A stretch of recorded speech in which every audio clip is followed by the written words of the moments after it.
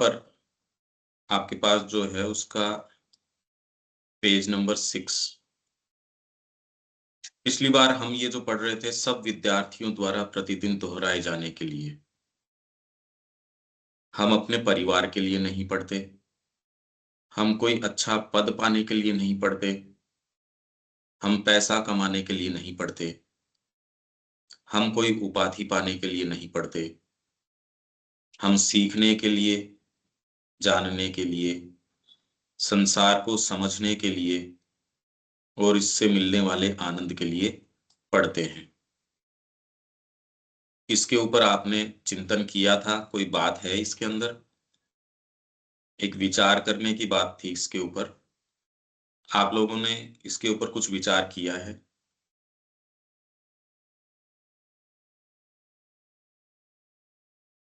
जो सुजीत के साइड में बैठे हैं जो लोग, आप लोग, आपने कोई विचार किया इस पे?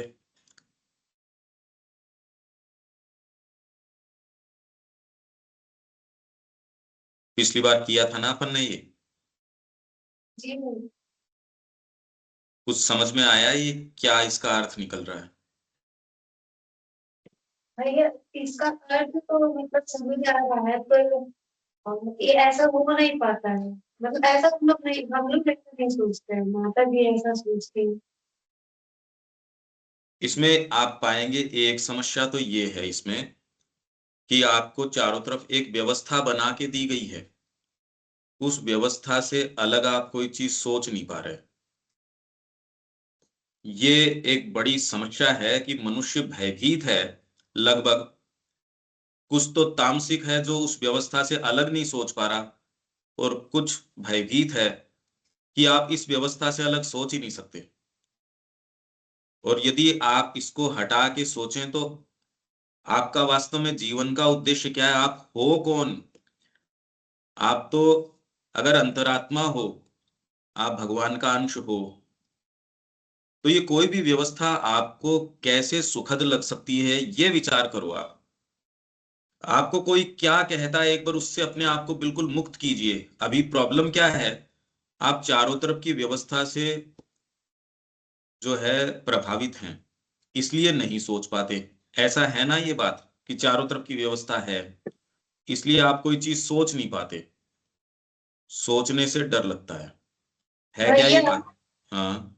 अगर मान लेते हैं कि हम अभी मतलब घर छोड़कर निकल जाते हैं, मतलब मेरे पास कुछ सामान नहीं है, और मतलब हम सोचते हैं कि मतलब भगवान मेरे साथ है, हम हमको पार्टी पाने के लिए नहीं पढ़ना, जो भी है मतलब ऐसा हम लोग बोल रहे हैं ना यहाँ पे कि जॉब करने के लिए नहीं पढ़ना है, सीखने के लिए पढ़ना है, और हम निकल जाते हैं तो फिर मतलब आगे का भविष्य क्या?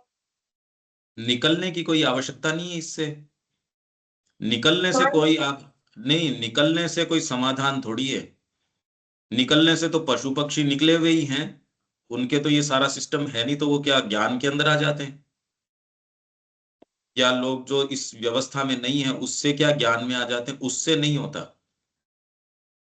आप एक्चुअल में इसका विचार कीजिए तो आप ये पाएंगे कि आप मुक्त रूप से सोच भी नहीं पा रहे हैं, आप कुछ समझ भी नहीं पा रहे हैं। आप ये देखेंगे भाई कैसे करें, एक ये बड़ी जबरदस्त एक पहेली है। और जबकि बिल्कुल स्पष्ट है, आपका अपना जीवन है, यदि उसका मायना आप चूक गए, आपको अगर उसका अर्थ नहीं पता, तो अब ज्ञान किसका प्राप्त करोगे? और यहां तो इतने सारे फील्ड हैं, कौन से वाले का करोगे? कैसे करोगे? तो किया क्या जाना चाहिए, ये प्रश्न तो कम से कम आपके उठना ही चाहिए। ये प्रश्न सारे समय यदि आपके रहेगा तो उत्तर आएगा, नहीं तो उत्तर कैसे आएगा? ये प्रश्न आपके आना चाहिए, उत्तर तो प्रश्न के बाद आएगा। तो ये क्या प्रश्न उठता है क्या? बस इतनी बात है। आप इस बारे में अब ये चीज सुनी है माँ की, तो उससे क्या विचार आता है क्या? जी भैया, आप तो है। और आप देख किसी रहे हैं ये को मतलब टाल देते हैं, और क्या फिर है? वही करते हैं जो मतलब जो वही करते हैं जो पहले सोच कर रखे हैं। जैसे अभी फिर आप बता रहे हैं, फिर इस चीज को सोचेंगे, फिर ये चीज टाल देंगे, फिर वही चीज, ऐसा होता है। विचार करते रहो। अगर आप विचार करते रहोगे तो आपका आगे का मार्ग जरूर खुल जाएगा। पर विचार करना बंद मत करो। विचार करने से तो कोई नहीं रोकता ना आपको। आप थोड़ा विचार करना शुरू करो कि ये बात क्या है, तो उसका उत्तर बाहर तो नहीं, धीरे धीरे आप देखना शुरू कर दोगे। चीजों को देखोगे, स्थितियों को देखोगे कि भाई ये अगर माँ कह रही है तो बात तो फंडामेंटली सही है ये। अगर माँ कह रही है तो इसके अंदर तो संदेह नहीं हो सकता ना। तो फिर इसका मतलब क्या है? इसके मायने तो बड़े जबरदस्त मायने हैं। और वो ही प्रयास माँ ने पांडिचेरी के अंदर किया। ठीक है, तो अब इससे आगे अपन पढ़ते हैं। एक आप जो है लिखना शुरू करो। जैसे अपन ने कल पढ़ा पिछली बार, इसके विषय में आपके जो जो विचार आते हैं अपने आप को ढीला छोड़ के, अरे आपकी गहराइयों में, आपकी मनोविज्ञान में जाने से आपको कौन रोक सकता है? आप ठीक है कोई भी स्कूल में जा रहे होंगे, आप किसी भी कॉलेज में जा रहे होंगे, किसी भी व्यवस्था में होंगे, वो एक चीज है। पर क्या खुले तरीके से आप अगर बैठ के विचार करोगे, लिखोगे, उससे कौन रोक सकता है आपको? आप अगर विचार नहीं करेंगे तो आपके लिए कोई विचार करेगा, कोई व्यवस्था आपके लिए विचार करेगी। आप अगर स्वतंत्र नहीं होंगे तो कोई दूसरे आपको काम में लेंगे। वो तो पक्का ही आपको काम में लिया जाएगा। तो आप स्वतंत्र तरीके से सोचना शुरू करो। पहले आपको लगता था कि आप सोच पा रहे हैं, अब आपको पहली बार महसूस हुआ कि सोचते हुए डर लग रहा है। सीमाएं आ जा रही है, एक लिमिट से ज्यादा सोच भी नहीं सकते। और अगर सोचते हैं तो उसको कैसे करें ये साहस नहीं जुटा पाते। ये इसमें अभी आप सोचिए कि मानव जीवन क्या है, ये एक थोड़ा विचार आप सब सोच के अपनी अपनी बात लिखा करो। लिखने की आदत, अपने आप को अभिव्यक्त करने की आदत, बोलने की आदत, ये बहुत ज्यादा जरूरी है। ये तैयार करो सचेतन रूप से। ये आपके अंदर शक्तियां हैं, ये तैयार कीजिए। नहीं ये होती नहीं ये तैयार। आपके भीतर की अच्छी चीजें उनको बाहर लाइए। शब्दों में, कम शब्दों में या जितने भी शब्दों में कैसे उनको अभिव्यक्त करें। नहीं जीवन भर आप अपने अंदर रखते हैं, अभिव्यक्त तो होती ही नहीं। ज्यादातर आप बातें जो बोलते हैं वो तो आपके जीवनचर्या से जुड़ी होती है, खाने पीने की, पढ़ने लिखने की, इधर की उधर की, परिवार की। आप अपने विचार को कभी व्यक्त करने का कोई प्लेटफॉर्म ही नहीं मिलता। आदमी बड़ा हो जाता है, पढ़ लिख लेता है, डिग्री मिल गई, फिर बाद में किसी प्रोफेशन में चला गया। आपका विचार आपको व्यक्त करने का समय नहीं मिलता। न कोई आप दूसरों को देखते हो उनको समय मिलता है। जो बोलते भी हैं उनको कोई विचार व्यक्त करने का बहुत ज्यादा, और विचार भी कितने हैं, दकियानूसी विचार हैं उनके। कैसे पेट भरे, नए नए तरीकों से कैसे पेट भरे। कोई सुंदर विचार, सुंदर चीज, ये तो बहुत ही कम देखने को मिलती है। तो ये आपका बहुत विकास इसके अंदर होगा। एक तो सोचना शुरू करो। सोच के ऊपर ताले तो आपने लगा रखे हैं, कोई रोक थोड़ी रहा है सोचने से आपको। उससे आपको कोई, विजुअलाइजेशन, हाँ, विजुअलाइजेशन के बारे में बोल रहे हैं क्या? चिंतन। विजुअलाइजेशन तो एक चीज हो गई, चिंतन शुरू कीजिए। विचार करना कि माँ का ये कोटेशन है। विजुअलाइजेशन तो आपने एक चित्रण किया, ऊपर से प्रकाश आ रहा है, मेरे सिर के अंदर प्रकाश आ रहा है, धीरे धीरे माँ का प्रकाश मेरे पूरे आ रहा है, ये एक विजुअलाइजेशन हो। विजुअल कुछ आपने चित्रण किया, एक स्कूल का चित्रण किया, विजुअलाइज किया आपने। ऐसी स्कूल होगी जिसमें माँ की ऐसी शिक्षा दी जाएगी, जिसमें डिग्री नहीं होगी तो बड़ा होके वो करेगा क्या? अरे ये सारे प्रश्न करो ना आप। माँ ये कह रही है हर विद्यार्थी ये रोज करेगा, तो इसके अर्थ क्या निकलेंगे? ऐसा विद्यार्थी जो परिवार के लिए नहीं पढ़ता तो ये काम करेगा, जो उपाधि के लिए नहीं पढ़ता वो ये काम करेगा। वो विद्यार्थी अभी विद्यार्थी जीवन में है, बड़ा होके ये करेगा। समाज क्या होगा? अगर वो आजीविका के लिए काम करेगा तो ऐसे को आप कैसे आकलन करेंगे कि ये सब्जेक्ट जानता भी है या नहीं जानता? अभी तो आप कहते तो इसके पास डॉक्टर की, एमबीबीएस की डिग्री है तो इसको ये दो, इसके पास आईटी की ये डिग्री है तो ये दो, इसके पास इंजीनियरिंग की है, तो आपका इंटरव्यू हो जाता है। इंटरव्यू इस आधार पे होता है, आपके सर्टिफिकेट वगैरह देख लेते हैं, फिर बाद में आपकी कि कितना आपने पढ़ा है उस आधार पे हो जाता है। अभी तो कुछ तो कोटा सिस्टम हो गया, पर कोटा भी इतना ज्यादा हो गया कि उसके अंदर भी चयन हो जाता है। आपकी क्षमता कहाँ है इसके अंदर वास्तव में? वो व्यक्ति आपका बैठ के आकलन करेगा, कोई एग्जामिनर है वो तो आपका आकलन करेगा, फिर जॉब में इंटरव्यूअर है वो आपका आकलन करेगा। आप हमेशा ये दौड़ भाग करते रहते हो जिसमें आप नहीं हो। हर स्टेज के ऊपर उसको प्रसन्न करें, इसको प्रसन्न करें, ये करते करते आपको यही नहीं पता चला हुआ क्या, ये जीवन कहाँ गया ये। यही है ना सीन, अभी तो चारों तरफ यही है। तो एक तो आप विचार करना शुरू कीजिए, और विचार करके हमको आपके विचार भेजा कीजिए, और उन विचारों को हम समय बढ़ा देंगे। आप पर्सनली बात करना चाहें, दो जने मिलके करना चाहें, विचार करना शुरू कीजिए। आपके अंदर से ही कई ऐसी चीजें हैं जो निकल के आएंगी सामने। कुछ की तो ये फेस नजर नहीं आ रहा, आप एकदम लाइन में हो गए। इस साइड में जो है ना, ये अंकिता नाम है इस बच्ची का, इसके पीछे जितने भी, आप इस तरीके से आइए कि सारे दिखें। आपने सुजीत को महाराज जी बना दिया, बीच के अंदर बिठा के बाकी सारे साइड में हो गए। ऐसे कीजिए कि आपका सबका चेहरा नजर आए। इतने लोग हैं, सामने आओ ना आप लोग। माँ श्री अरविंद की फोटो भी देखिए, वो सही है या नहीं है। आपके पीछे जो माँ श्री अरविंद की फोटो है, उनकी दिशा सही है क्या? आगे भी भैया दिखा दो। माँ जो है वो कौन से हाथ पे आनी चाहिए? क्योंकि यहाँ जो दिख रही हैं, हो सकता है मिरर इमेज दिख रही हो हमको। नहीं वो नहीं, आप बात सही। सही दिख रहा है भैया, तो दिन क्या है ना कि वो लेफ्ट साइड होता है ना। तो आप ये इसको ठीक करना। एनीहाउ अभी हम इसके ऊपर चलते हैं। भैया, हाँ बेटा, हाँ। हम अपनी क्षमता को कैसे पहचाने? चिंतन शुरू करो, पहले तो सोचना शुरू करो। किसी ने कह दिया उसको ऐसे नहीं कि इसने कह दिया उसने कह दिया। जो आपको सोचने के लिए कह रहे हैं, उसको सोचने से कौन मना कर सकता है आपको? आप सोचेंगे नहीं तो आपको पता क्या चलेगा? विचार करना तो शुरू करो।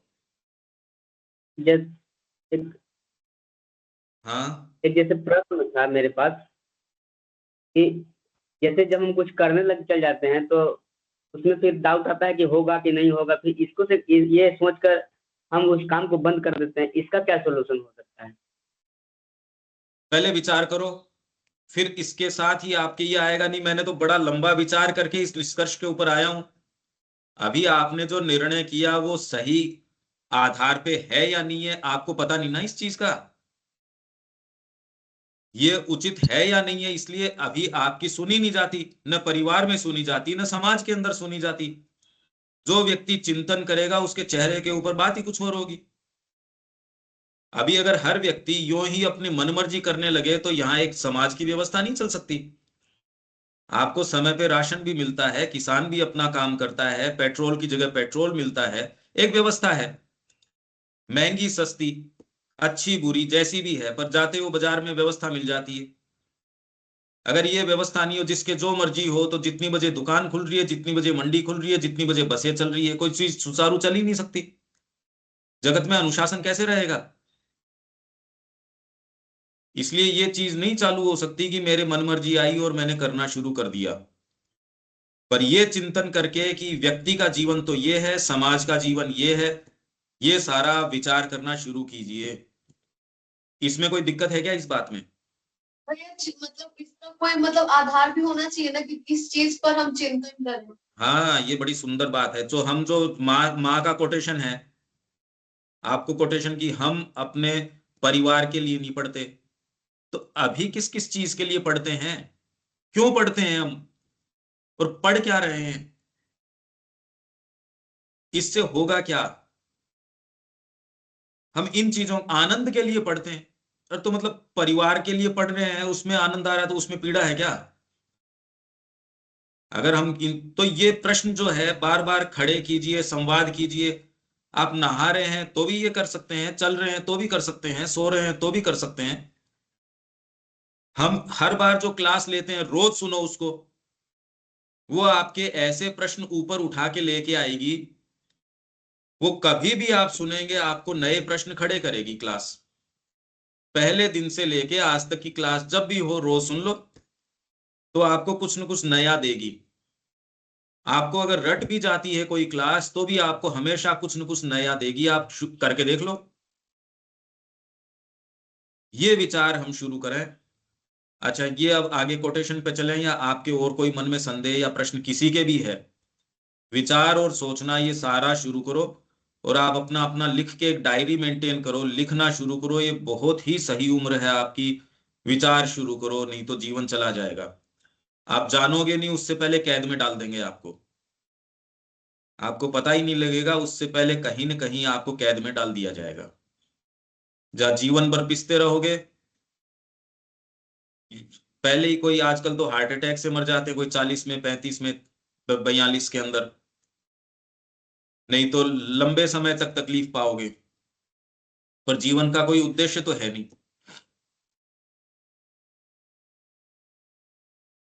तो आगे चलते हैं अपन। ये कोटेशन जो है,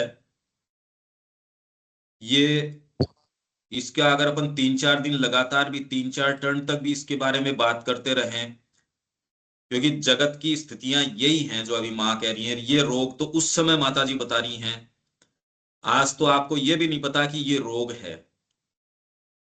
मतलब ये इतना ज्यादा हो चुका है कि आज इसका ये पता नहीं कि रोग है। ये आश्चर्य हो रहा है। जब आपको ये आश्चर्य जब लगे कोई बात, तो ये मानिए कि उस चीज ने आपको पूरी तरीके से निगल लिया है। ये माँ की बात जो उस समय माँ कह रही हैं, कब कह रही हैं? उस समय भी इस रोग को 100 वर्ष हो चुके थे। आज तो इन बातों को बहुत लंबा समय हो गया। लगभग 1 शताब्दी से मानव जाति एक रोग से पीड़ित है, जो अधिकाधिक बढ़ता ही दिख रहा है, और आज वह एक चरम अवस्था तक आ पहुंचा है। इसे हम उपयोगितावाद कह सकते हैं। ऐसा लगता है कि चीजों और मनुष्यों को, परिस्थितियों और कर्म को अनन्य रूप से, अनन्य मतलब एकमात्र, अन्य, अन्य और कोई दूसरी चीज नहीं, मतलब केवल इसी तरीके से, अनन्य मतलब केवल इसी एक दृष्टिकोण से विचारा और सराहा जाता है। सराहा मतलब अप्रिसिएट किया जाता है, उसका मूल्यांकन किया जाता है कि इसके अंदर आपके शालिनी है, वो कितने पैसे कमा रही है जी। वो आजकल क्या करते हैं जी, ये लिखते हैं। नहीं, लिखते हैं वो तो अच्छी बात है, काम क्या करते हैं जी? राइटर हैं। हाँ ठीक है, पर ये वैसे करते क्या हैं जी? राइटर हैं, ये विचारक हैं। तो विचार करने से पेट थोड़ी भरता, करते क्या है ये बताओ। ये फोटोग्राफर है। अब तो खैर ये प्रोफेशंस हैं, ये आपको पेशे ऐसे हैं जिनमें पैसे हो गए। नहीं, पहले तो ये कहे ये एक पोएट है, तो क्या मतलब बिल्कुल फ्री आदमी है, ये निठल्ला आदमी है, समाज के किसी काम का नहीं है। ये बिल्कुल फालतू आदमी है, परजीवी है, समाज के ऊपर वजन है, बोझ है। समाज को ब्रेड और बटर तो एक बिजनेसमैन देता है, इंडस्ट्रियलिस्ट देता है, पॉलिटिशियन देता है। ये है करने की चीजें।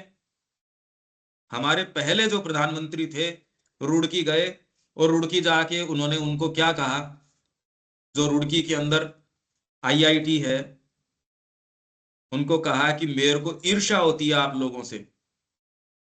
अरे आप लोग देश का भविष्य हो, आप हो भविष्य। और हमारे जो मंदिर हैं, भाखड़ा नांगल डैम, हमारे जो हाइड्रो पावर प्रोजेक्ट्स हैं, ये हमारे देश के मंदिर हैं। ये हमारे पहले प्रधानमंत्री कहते थे। तो उस समय देश एकदम भुखमरी के अंदर था। तो आपने ग्रीन रेवोल्यूशन, व्हाइट रेवोल्यूशन, इनकी बात सुनी है ना? उस समय बड़ी स्थितियां थी, जैसी थी वैसी थी। आपको पढ़ना चाहिए क्या थी, हम कैसे हैं, इतिहास थोड़ा सा पढ़ना चाहिए आप लोगों को। इसको एक सेकंड।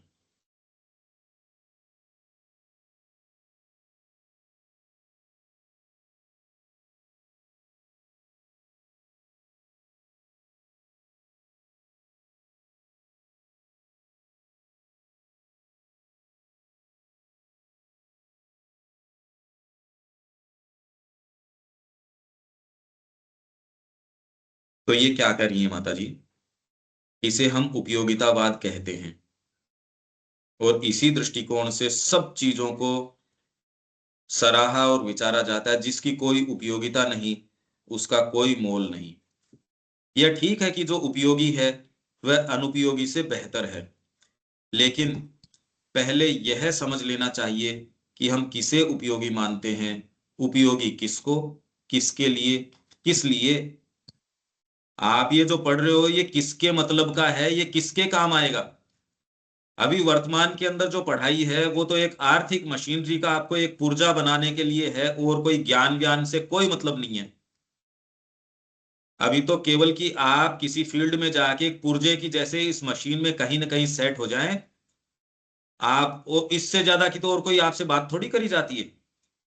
आप कौन से फील्ड में जाएंगे जी, आप मैं डॉक्टर में जाऊंगा, उसके अंदर भी मतलब एक पुर्जा आपको, मैं इस फील्ड में जाऊंगा, मैं इस फील्ड में जाऊंगा, मेरे को नौकरी मिल जाएगी। और भारत के अंदर तो इतना ज्यादा बेवकूफी का काम है, सरकारी नौकरी मिल जाएगी।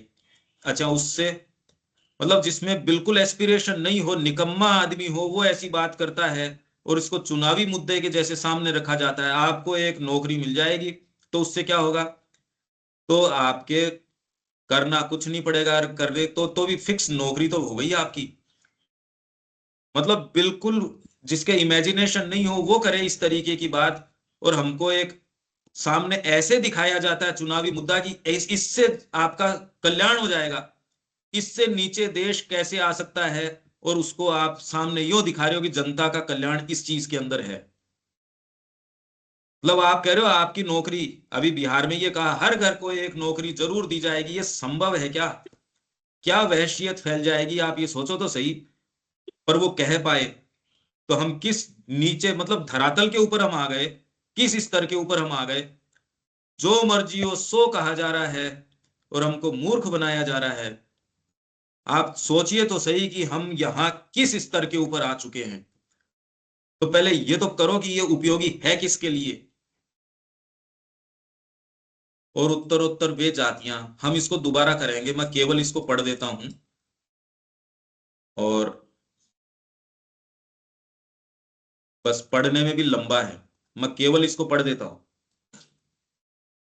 इसके प्रश्न आप फ्रेम करके पूरे सप्ताह काम कीजिए।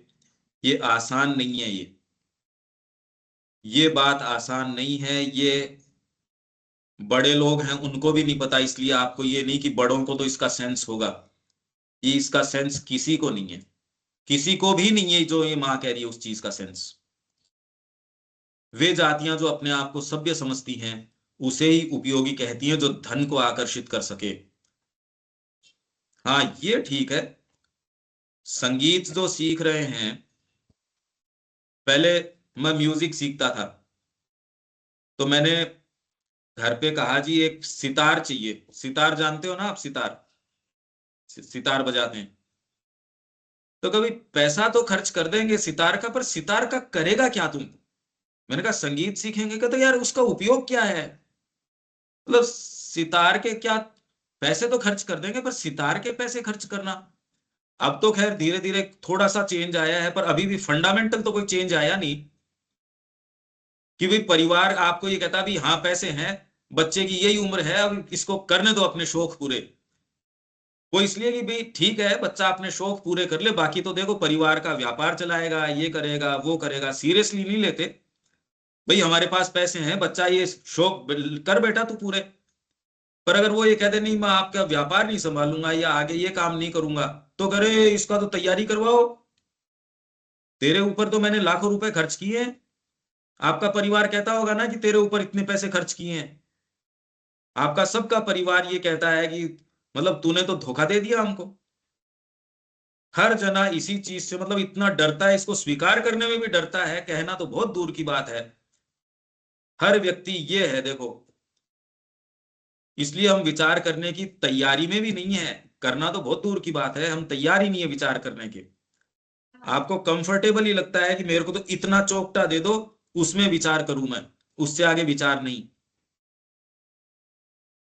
धन को आकर्षित कर सके, प्राप्त कर सके या उत्पन्न कर सके, सबका निर्णय और मूल्यांकन एक आर्थिक दृष्टिकोण से किया जाता है। मैं इसे ही उपयोगितावाद कहती हूं। हर चीज का मूल्य जो है इसी तरीके से इसमें हम आपको 3 जनों का नाम बताएंगे जो अगली बार इसको बोल के समझाएगा, जैसे मैं कर रहा हूं। वही 3 लोगों का नाम हम बताएंगे, वो आप अगली बार इस कोटेशन को शुरू करेंगे और इसको समझाएंगे। इसमें एक तो सुजीत करने वाला है ये काम, एक शालिनी करेगी, एक नाम और बता देंगे। ये आपको अब तैयारी करनी है इसको बोलने की, ये आप इसको बोलेंगे, एक्सप्लेन करेंगे, उदाहरण देंगे। तो उदाहरण आप करना शुरू कर दीजिए इसके। और यह रोग बहुत ही संक्रामक है, यहां तक कि बच्चे भी इससे अछूते नहीं हैं। उस उम्र में जबकि उन्हें सुंदरता, विशालता और पूर्णता के सपने संजोने चाहिए, ऐसे सपने जो शायद सामान्य बुद्धि के लिए बहुत अधिक उदात्त, पर जो निश्चय कुंठित सामान्य बुद्धि से श्रेष्ठ हैं, बच्चे आजकल धन के सपने देखते हैं और उसे कैसे प्राप्त करें के बारे में चिंतातुर रहते हैं। ये तो उस समय कह रही है माता जी, आप सोचो कब कह रही है, आज तो ये रोग खा चुका है, आज तो हम उस राक्षस के अंग बन गए। पहले तो वो खा ही रहा था, अब हम पचा के उसके पेट के अंग हैं, अब तो कोई दूसरी चीज सोच ही नहीं सकते। इसी तरह जब वे अपनी पढ़ाई के बारे में सोचते हैं तो उस सब पर विचार करते हैं जो आगे चलकर उनके लिए उपयोगी हो सके, ताकि जब वे बड़े हों तो बहुत सा धन कमा सकें। इसको माता जी कह रही है ये बहुत संक्रामक रोग है, और अब ये सारे में फैल गया, इसलिए कोई भी आदमी इससे बचता है, अगर बच गया गलती से, वो अजनबी लगता है। बाकी तो सारे एक ही रंग में रंगे गए, इसलिए उनमें कोई न कोई पूछने वाला, न बताने वाला, न कोई कोई है ही नहीं, कंप्लीट हो गया एकदम। इस हवा ने सबको बीमार कर दिया, सब टोटल बीमार हो चुके। अब माता जी जो कह रही है वो तो अब देखो आप कितनी विचित्र बात कह रही है।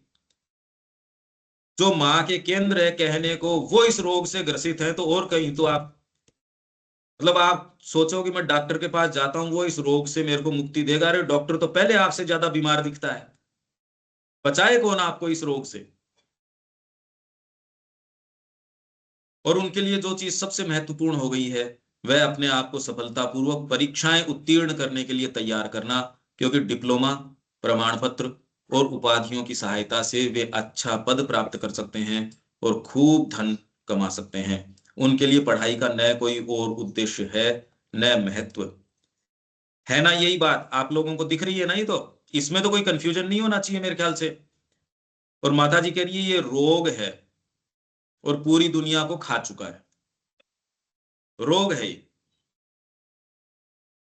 ज्ञान के लिए सीखना, प्रकृति और जीवन के रहस्यों को जानने के लिए पढ़ना, चेतना को विकसित करने के लिए अपने आप को शिक्षित करना, आत्म प्रभुत्व पाने के लिए स्वयं को अनुशासित करना, अपनी दुर्बलताओं, अक्षमताओं और अज्ञताओं पर विजय प्राप्त करना, जीवन में अधिक उच्च, विशाल, उदार और सच्चे उद्देश्य की ओर बढ़ने के लिए अपने आप को तैयार करना, यह तो वे सोच ही नहीं सकते। आप सोचो रे ये तो इतना पढ़ा लिखा है रे, तो ज्यादा रोग से ग्रसित है वो। आपको तो एक्चुअल स्थिति नहीं पता। हम जितनी चर्चा करेंगे, हम ये मिल गया हमको, एक सौदा मिल गया, एक ऐसा आधार या एक चर्चा का विषय मिल गया, ये मैं चाहूंगा ये आपको पूरा एकदम समझ में आ जाए कि पूरे विश्व को जो रोग निगल चुका है, पहले आपको ये पता चले कि ये रोग है। अगर इतना भी पता चल जाए, बहुत बड़ी आपकी जीत हो गई। आप इस तरीके से सोच के अगली बार आप में से जो जो कहेगा हाँ भैया रोग तो है ये, आप खाली ये भी कह दोगे तो मेरे को ये लगेगा हम सफल हो गए। अब आप इसको, जो व्यक्ति ये कहते हाँ मेरे को पता चल गया मैं जेल में हूं, तो वो तो कम से कम मुक्त होने की है। अभी तो आपके सामने, जेल के सामने कोई संतरी बिठाने की जरूरत नहीं है, क्योंकि आप तो वहां सोच रहे हो मैं इस जेल को डेकोरेट कैसे कर लूं, इसमें गद्दा बढ़िया कैसे डाल लूं। आप तो भागने की तैयारी नहीं कर रहे जेल से, आप तो जेल को डेकोरेट करने की कोशिश कर रहे हो। कैदी अगर सोच ले कि ये मेरा बहुत अच्छा घर है और मैं यहाँ सुख से हूं, तो बताओ उसके सामने पहरा देने की जरूरत है क्या।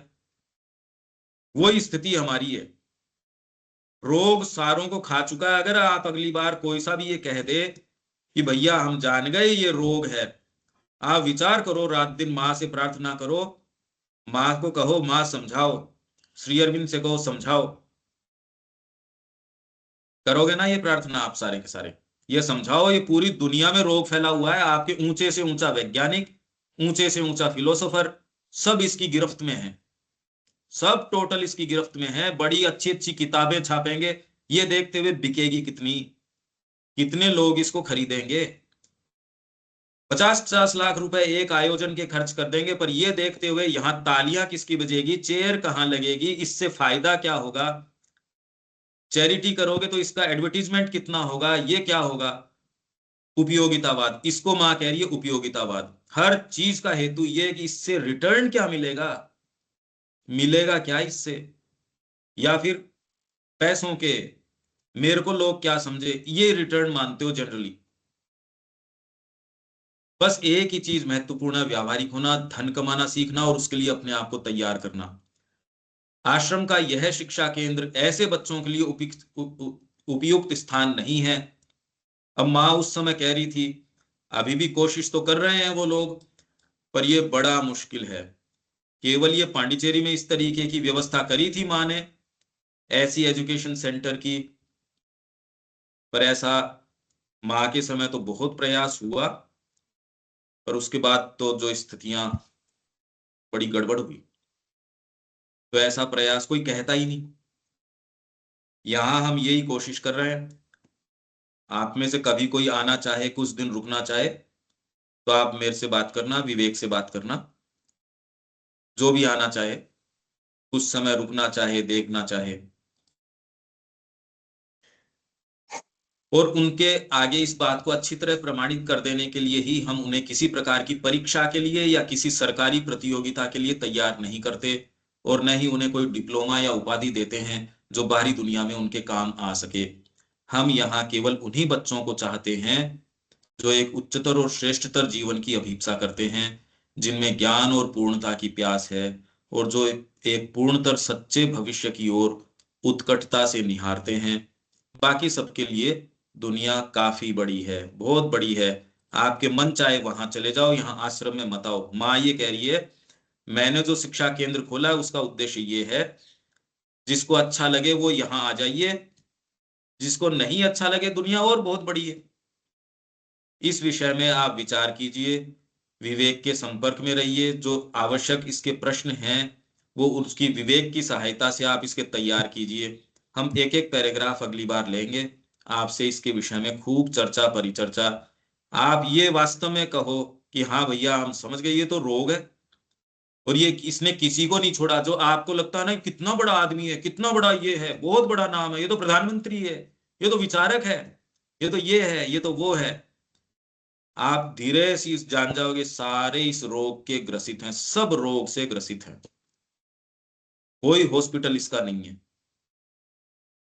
इसका कोई हॉस्पिटल नहीं है, सारे इस रोग से। मां कह रही है ये बात, तो इसलिए इसमें तो कोई शक हो ही नहीं सकता, मां के वचन है ये तो। ये आप विचार करना, मेरे को 10 मिनट पहले निकलना होगा, तो आप इसका विचार और चर्चा कीजिए। रोज जो है इसको सुनिए, हमारी पहले दिन से आज तक की आपको याद हो जानी चाहिए, ठीक है। आप लोग थोड़ा विचार करना शुरू करो। हर बार आप कुछ ना कुछ आप विचार करने के लिए फोर्स होते हो, माइंड आपका कहता है अरे कैसी चीज है। आप सोचिए कितना आपको मुक्त करती है ये चर्चा भी, विचार उत्पन्न करके सोचने का नहीं, तो आप उसी एक छोटे से दायरे में सोचते हो। सोचिए आप बड़े होके, अभी तो सोचने की स्थिति तो है, बाद के अंदर तो सोचने की भी स्थिति नहीं होगी, तो न तो आपने अपना जीवन अच्छा जिया, न समाज का जीवन अच्छा जिया, कुछ नहीं हुआ। तो यहां अपन इसको विराम देते हैं। आप विवेक से कोऑर्डिनेट करके इसका बहुत, मतलब इससे इंपॉर्टेंट विश्व में चीज है नहीं इस चिंतन से।